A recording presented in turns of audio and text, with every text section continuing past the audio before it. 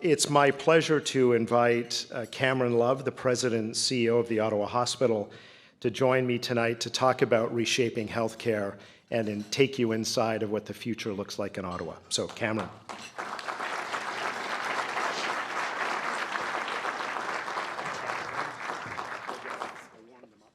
Thank you. So good evening, everyone, and thank you so much for coming this evening.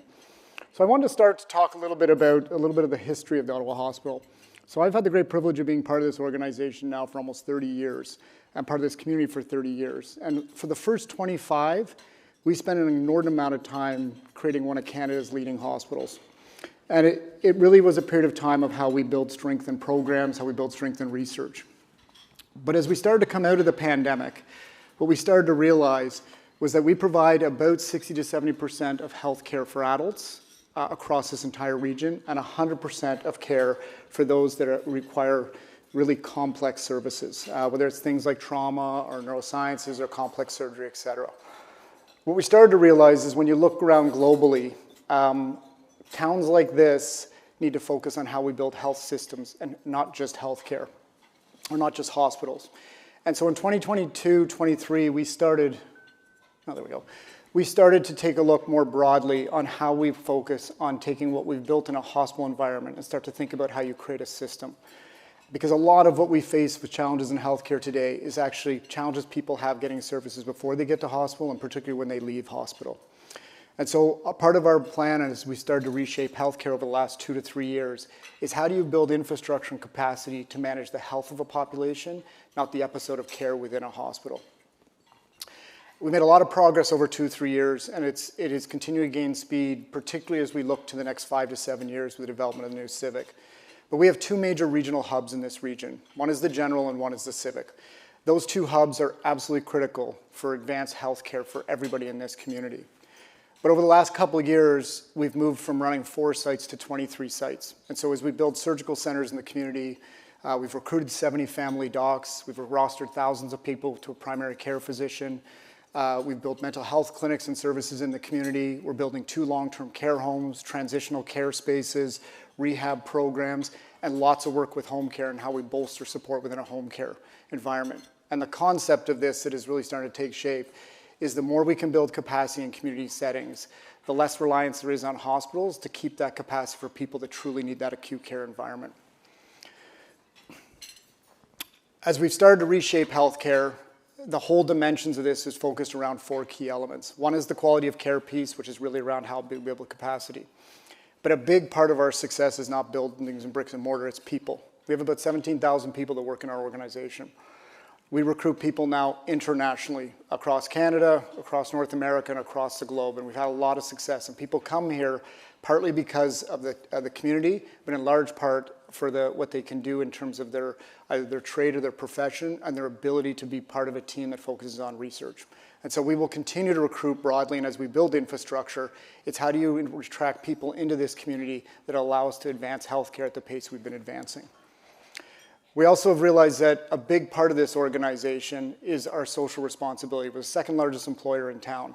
And so our impact in terms of the economy within this community, the employment within this community, what we do for environmental sustainability within this community is all part of a dimension we have not worked on before. And it really is something that has started to take shape, and we've had a lot of engagement within the community of not only how do we provide great health care to this community, but how as a large industry in this community, how do we make a better community? And so there's quite a chunk of work that we're working on there.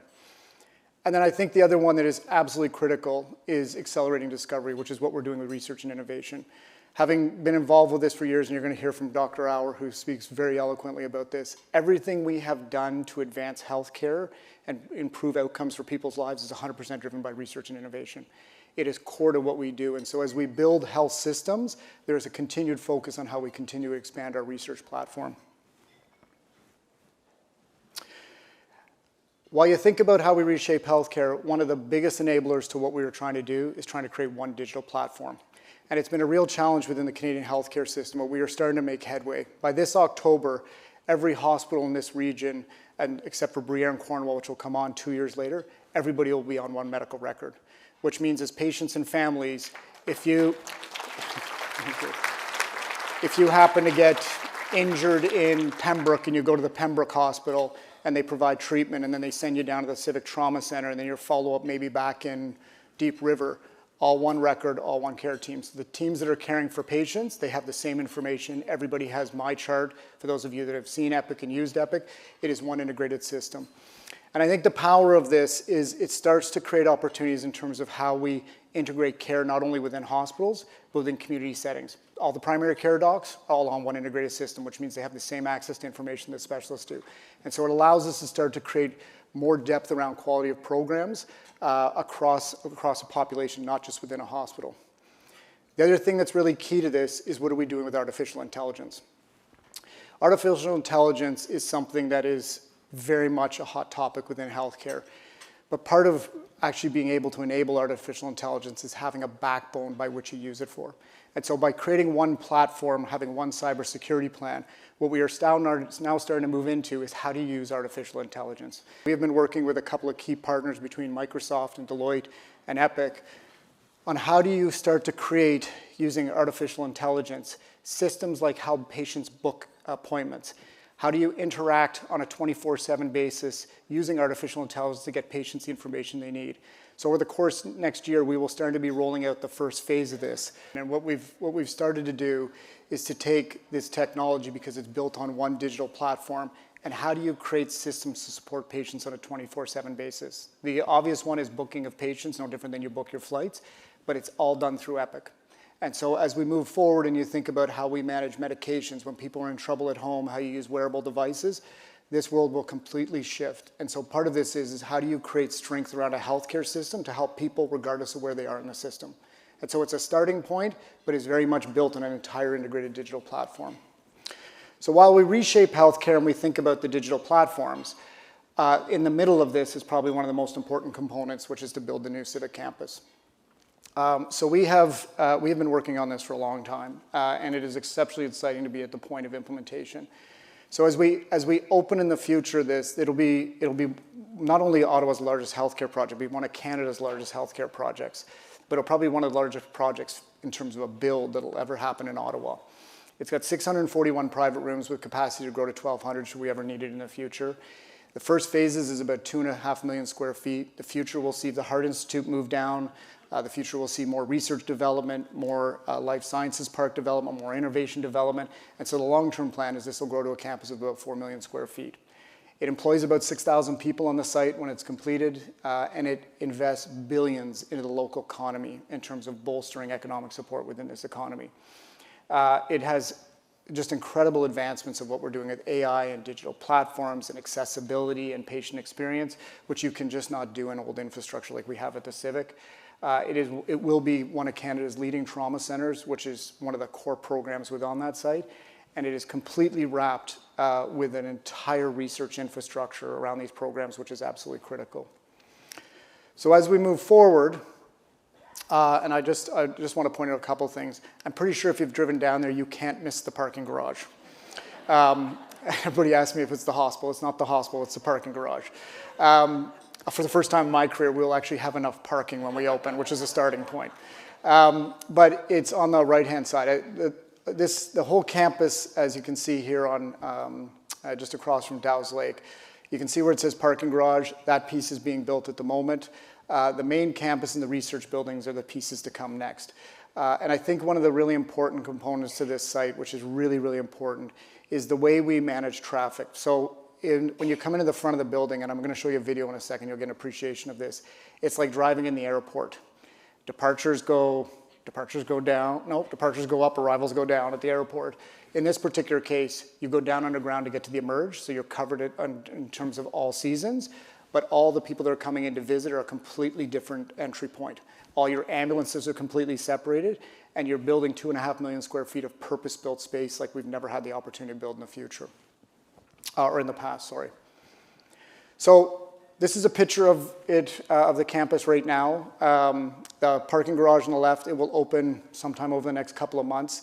We will start to park staff, but more importantly, the entire construction team, which is hundreds, if not thousands of people during the build, will be able to park on site. And so we've got them located on the site. The back part, which you can faintly see, and the team has been working on this for the better part of a year, is to move literally tens of thousands of dump trucks of soil, put in all the underground work, et cetera. So by this summer, and we were in the final approvals right now, this summer we start putting up tower canes to start pouring concrete. And so this isn't an if anymore, this is very much a how, with a point where we're actually moving forward, which is tremendously exciting for the long term in healthcare. I wanted to end just by talking about the future of healthcare. So hopefully I've been able to give you a bit of a snapshot in 15 minutes in terms of what we're really trying to do with healthcare. When I look at this, having been part of this community for a number of years, healthcare is probably one of the most important pillars we have in terms of supporting this community for the long run. I can unequivocally tell you that this building and the programs and services within it and the research we will do will absolutely change the way healthcare is provided long after many of us are at the Ottawa Hospital and for countless generations. You get one chance as a community typically to build a site like this. It's usually 50 years.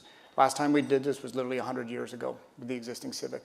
So I really want to thank you. We've had so much support from this community, and I don't mean just financially to support the foundation, which has been absolutely wonderful, but the number of people that helped us and contributed to helping us deal with issues and challenges and how we manage through this has been countless. And so on behalf of the Ottawa Hospital, I really want to thank you for helping us be able to deliver on this vision of trying to improve healthcare within this community, and I hope you have a great evening. Thanks.